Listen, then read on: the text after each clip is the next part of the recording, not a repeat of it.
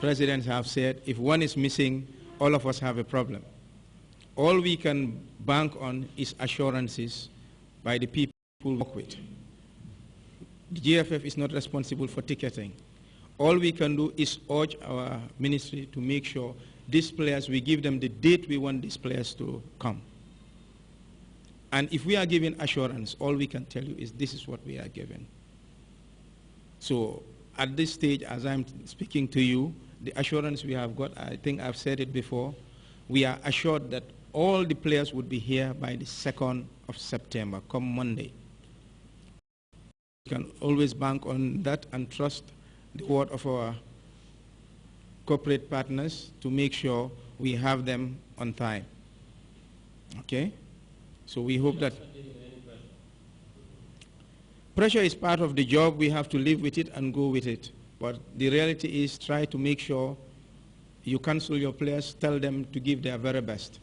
And I turn back the question to you. Have anybody ever given his very best and did not have a result? And with our team, late start is not part of our agenda. We like to start things as early as possible. When you taste win, you don't want to lose it. You always want to win. In football, you pray for luck, but sometimes high motivation is very important. Footballers, when they keep smiling, they will give you result. And this is our agenda. We will give them as highly motivated thing like we do in our various teams. Because I'll bluff to say I have been winning and I know how I win. And I have a secret. And that secret, I'll throw it over here. So obviously, let us all come, as I always tell you guys, come on board, let us support them, cheer them, shout behind them. Because in football, you like noise. When you don't create noise for your players to have the conducive environment to play, to display their talents, they'll never do it. Let us be behind them, as we always tell you. We will definitely give them the motivation that they need, and we will get results. Philosophically, what we're trying to do is you recognize effort, but you reward results. And I think the two are very different. If you go back to the last Olympic, very few people will remember who came out third in the 100 meters dash. The person did the best. And I think what we are trying to move, we are moving to a level where, yes, efforts will be recognized, but obviously we will reward the results. Having said that, when we say we come in here and work around the clock, we're here, but we're talking to relevant authorities, i.e. the ministry, expressing our concern based on the experience that you've mentioned, and also based on what we want to achieve. The acting SG has actually been on them. I have been at a personal level, and most of us around the table. It is our wish that all the players will come on time, and over and above that, it is our wish that we will give the coach all the material resources that he needs. Because at the end of the day, like I said, we want to turn the page around and said, well, this is a new beginning for Gambia Football Federation. Good afternoon. My first question is to the coach, a very short one indeed. Why do you invite only 10 foreign-based players? And the other question is to Major Bojang regarding the security issue. First, I'm impressed with the assurance that you have given that you will make sure that security is not compromised and it's giving its best and assuring the fans that let them come, let them not fear anything.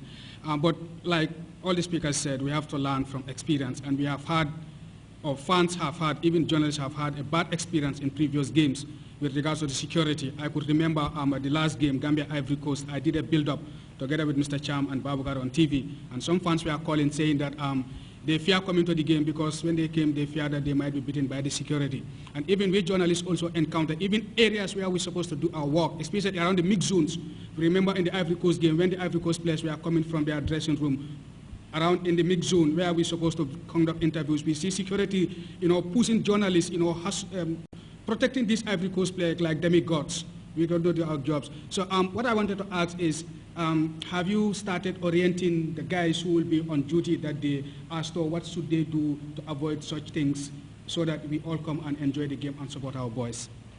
I think every coach has his own philosophy, and then looking at the players that are playing, I think also these are the players that I feel are doing extremely well, and I believe some of our home-based players also are doing extremely well. So I believe with these 10 players, we can blend them with the home base and get the best out of it to have a very formidable team. Thank you very much, Mr. Jallo, for that wonderful question. As you have rightly said, that there were hitches, there were troubles, and we have learned from that, and we are growing as a body, and we will like to assure you that we had a series of meetings. Even yesterday, Sunday, we had a meeting here, and we have identified some of those problems. This is why we will work together with the media officer so that he can give the media, especially the press, the pre-match interviews. He will tell you which time are you supposed to conduct that interview. And he will also tell you the post-match interview so that there will be a room or there will be a place that will be selected so that at least you will stop pushing you, they'll stop harassing you. When you know this is the exact time that I'm supposed to come and where you are supposed to do it, because not that you are an officer or a journalist, you have the right to conduct interview anywhere or immediately after the field. No, but at least you'll be given a room or a place where you will conduct the game either before or after the game to avoid what has happened during the Africa's game. And we are also, what we are doing also, we are trying to copt the commanders who are going to be on the ground that very day to provide security. They are going to be members of our board. We will tell them what we want them to do so that they will pass that information down to their men who will be actually doing the security on the ground that very particular day. Well, that's all we've got time for in tonight's edition. The team and I thank you for the pleasure of your company. Join us next week for another brand new edition of Sports Tonight.